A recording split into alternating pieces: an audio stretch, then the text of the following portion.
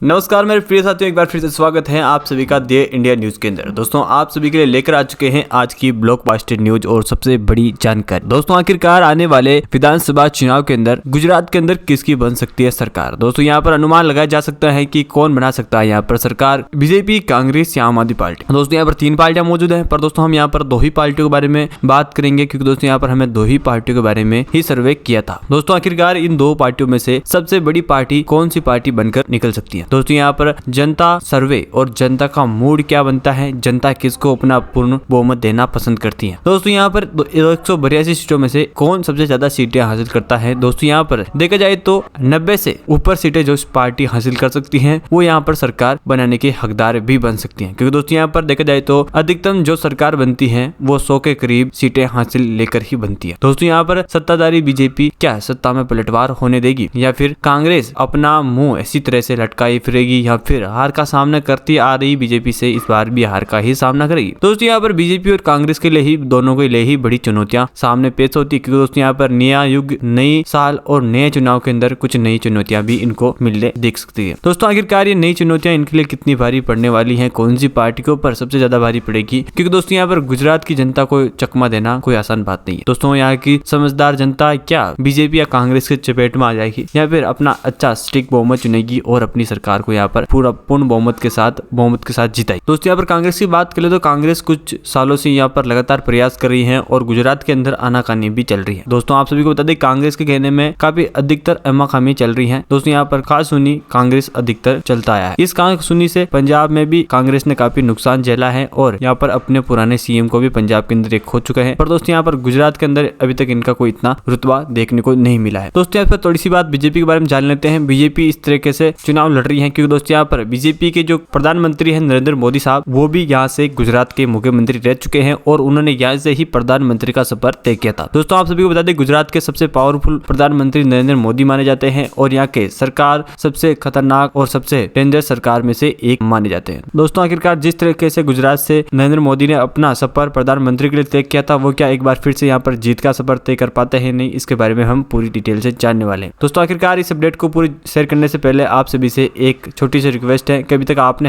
हमारे इस channel the India news को नीचे एक लाल बटन दे रखा है, उसे दबा के सब्सक्राइब नहीं किया है तो जल्दी से नीचे लाल बटन दबा के द इंडिया न्यूज चैनल को सब्सक्राइब कर लें और बेल आइकन को ऑल पे प्रेस कर लें। दोस्तों इसमें आपको आने वाले तमाम वीडियो के अपडेट आपको इसी चैनल के ऊपर मिलते रहेंगे और आप हर एक अपडेट से आगे रहेंगे। तो जानने के लिए अभी कभी सब्सक्राइब करें हमारे चैनल द इंडिया न्यूज को, और आप दोनों पार्टियों में से जिस भी पार्टी को सबसे ज्यादा पसंद करते हैं उस पार्टी के लिए छोटा सा प्यारा सा और नशा कमेंट अवश्य करें, ताकि उसके जरिए से आपको मिल सके तमाम अपडेट हमारे इसी चैनल के माध्यम। तो बढ़ते हैं यहाँ पर एक एक जिले के एक सीट की तरफ। दोस्तों हम यहाँ पर भावनगर की 7 विधानसभा सीटों के बारे में बात करें तो 7 विधानसभा सीटों में से आप देख पा रहे हैं कि कांग्रेस पार्टी यहाँ पर 4 विधानसभा सीटें हासिल करता हुआ दिखाई दे रहा है, जबकि दोस्तों यहाँ पर बीजेपी की बात करें तो बीजेपी यहाँ पर 3 सीटें हासिल कर सकता है, जबकि अहमदाबाद की यहाँ पर 21 सीटों में से यहाँ पर कांग्रेस पार्टी को 6 सीटें मिल सकती है, जबकि दोस्तों यहाँ पर बीजेपी 14 विधानसभा सीटें हासिल कर सकती है। यहाँ पर अदर पार्टी खाते में 1 सीट है, जबकि दोस्तों यहाँ पर अमरेली की 5 विधानसभा सीटों में से यहाँ पर कांग्रेस पार्टी 3 सीटें हासिल करते हुए दिखाई दे रही है, जबकि दोस्तों यहाँ पर बीजेपी खाते में 2 सीटें हैं तो अदर पार्टी खाते में 0 सीट। पर दोस्तों यहाँ पर गुजरात की हम 33 विधानसभा सीटों के बारे में बात कर चुके हैं। यहाँ पर कांग्रेस पार्टी 13 सीटें हासिल कर पाई है, जबकि यहाँ पर बीजेपी 19 सीटें हासिल कर चुकी है और अदर पार्टी खाते में 1 सीट का बहुमत है। इसी के साथ दोस्तों हम अगले जिले के बारे में बात करें। यहाँ पर तो आनंद की 7 विधानसभा सीटें और 7 विधानसभा सीटों में से आप सभी को बता दें कि दोस्तों यहाँ पर कांग्रेस पार्टी 5 विधानसभा सीटें हासिल कर सकती है, जबकि यहाँ पर बीजेपी खाते में 2 विधानसभा सीटें हैं, और यहाँ पर अरावली की 3 विधानसभा सीटें और 3 विधानसभा सीटों में से आप सभी को बता दें कि यहाँ पर कांग्रेस पार्टी 1 सीट हासिल कर सकती है, जबकि यहाँ पर बीजेपी को 2 सीटें मिल सकती है। पर दोस्तों यहाँ पर बनासकांठा की 9 विधानसभा सीटें हैं और 9 विधानसभा सीटों में से यहाँ पर कांग्रेस पार्टी 5 विधानसभा सीटें हासिल कर सकती है, जबकि यहाँ पर बीजेपी खाते में 4 सीटें हैं और यहाँ पर अदर पार्टी खाते में 0 सीट है। पर दोस्तों इसी के साथ यहाँ पर गुजरात की 52 विधानसभा सीटों के बारे में हम बात कर चुके हैं और 52 विधानसभा सीटों में से आप सभी बता दें कि कांग्रेस पार्टी 24 विधानसभा सीटें हासिल कर चुकी है, जबकि यहाँ पर बीजेपी खाते में 27 सीटें हैं और अदर पार्टी खाते में बिल्कुल 0 सीट है। इसी के साथ दोस्तों हम अगले जिले के बारे में बात करें। यहाँ पर तो भरूच की 5 विधानसभा सीटें हैं और भरूच की 5 विधानसभा सीटों में से आप सभी को बता दें कि यहाँ पर कांग्रेस पार्टी 2 विधानसभा सीटें हासिल करेगा, जबकि यहाँ पर बीजेपी बराबर 2 विधानसभा सीटें हासिल करेगा और अदर पार्टी खाते में 1 ही विधानसभा सीट है। पर दोस्तों यहाँ पर बोटाड़ की 2 विधानसभा सीटें हैं और 2 विधानसभा सीटों में से यहाँ पर कांग्रेस पार्टी बराबर 2 की 2 विधानसभा सीटें हासिल करता हुआ दिखाई दे रहा है। पर दोस्तों यहाँ पर बीजेपी खाते में 0 सीट है तो अदर पार्टी खाते में भी बिल्कुल 0 सीट है। छोटा उदयपुर की 3 विधानसभा सीटों के बारे में बात करें। 3 विधानसभा सीटों में यहाँ पर कांग्रेस पार्टी 2 विधानसभा सीटें हासिल कर पा रहा है, जबकि दोस्तों यहाँ पर बीजेपी खाते में 1 विधानसभा सीटें हैं और अदर पार्टी खाते में बिल्कुल 0 सीट। साथ ही दोस्तों यहाँ पर गुजरात की 62 विधानसभा सीटों में से यहाँ पर कांग्रेस पार्टी 30 विधानसभा सीटें हासिल कर चुकी है, जबकि यहाँ दोस्तों यहाँ पर बीजेपी बराबर 30 विधानसभा सीटें हासिल कर रही है और अदर पार्टी खाते में 0 सीट। पर दोस्तों इसी के साथ हम अगले जिले के बारे में बात करें तो यहाँ पर दाहोद की 6 विधानसभा सीटें हैं और 6 विधानसभा सीटों में से यहाँ यहाँ पर कांग्रेस पार्टी 4 विधानसभा सीटें हासिल कर पा रही है, जबकि दोस्तों यहाँ पर बीजेपी खत्म 2 ही विधानसभा सीटें हैं और अदर पार्टी खत्म बिल्कुल 0 सीट। साथ ही यहाँ डांग की 1 विधानसभा सीट में से यहाँ पर कांग्रेस पार्टी खत्म है 0 सीट, तो यहाँ पर एक सीट बीजेपी हासिल करेगा और अदर पार्टी खत्म बिल्कुल 0 सीट। साथ दोस्तों यहाँ पर देवभूमि द्वारका की 2 विधानसभा सीटों में से कांग्रेस को 2 सीटें मिल रही है, जबकि यहाँ पर बीजेपी और अदर पार्टी 0 सीट है। और दोस्तों यहाँ पर गुजरात की 71 सीटों में से यहाँ पर कांग्रेस को 36, तो यहाँ पर बीजेपी को 33 और अदर पार्टी खत्म में 2 सीटें हैं। इसी के साथ दोस्तों हम अगले जिले के बारे में बात करें। यहाँ पर गांधीनगर की 5 विधानसभा सीटों में से यहाँ पर कांग्रेस पार्टी खत्म 2 सीटें हैं, बीजेपी खत्म में 3 सीटें हैं और अदर पार्टी खत्म 0 सीट है। पर दोस्तों यहाँ पर गिर सोमनाथ की 4 विधानसभा सीटों में से यहाँ पर कांग्रेस पार्टी खत्म 3 सीटें, तो बीजेपी खत्म 1 ही सीटें हैं और अदर पार्टी खत्म में 0 सीट। साथ ही दोस्तों यहाँ पर जामनगर की 5 विधानसभा सीटों में से यहाँ पर कांग्रेस पार्टी को 4 सीटें, बीजेपी को 1 और अदर पार्टी खत्म 0 सीट है। पर दोस्तों यहाँ पर गुजरात की 85 सीटों में से कांग्रेस को 45, तो यहाँ पर बीजेपी को 38 और अदर पार्टी खत्म में 2 विधानसभा सीटें हैं। इसी के साथ दोस्तों हम अगले जिले के बारे में बात करें। यहाँ पर जूनागढ़ की 5 विधानसभा सीटों में से कांग्रेस को यहाँ पर 3, बीजेपी खत्म में 2, अदर पार्टी खत्म 0 सीट है। पर दोस्तों यहाँ पर कच्चा की 6 सीटों में से यहाँ पर कांग्रेस पार्टी खत्म में 2, बीजेपी खत्म में 4 और अदर पार्टी खत्म 0 सीट है। पर दोस्तों यहाँ पर